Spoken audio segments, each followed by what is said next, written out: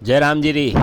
आज रो दिन वर्कार नाम बहुत सुखद रहो और गोमती पे जटे की 4 फीट सुबह खाली हो तो आज शाम तक अब सिर्फ 1 फीट करीबन खाली है। यानी वीडियो मैंने देख सको यो 4 बुझाऊँ मनीष दवे अपना लिए यो वीडियो भेजो है और यूँ आशा है कि यानी रात मैंने यो पूरो कंप्लीट हो जाएगा और गोमती जो है फुल वे ने ओवरफ्लो हो जाएगा। गोमती रो यो तालाब राम दरबार वालों यो तालाब ओवरफ्लो हो जाएगा।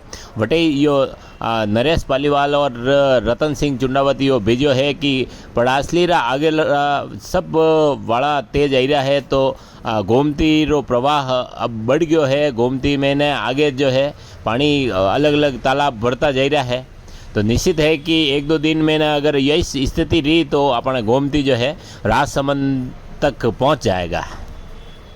और भी जो भी खबर रहेगा हर खबर आपने पहुंचाता रहूँगा।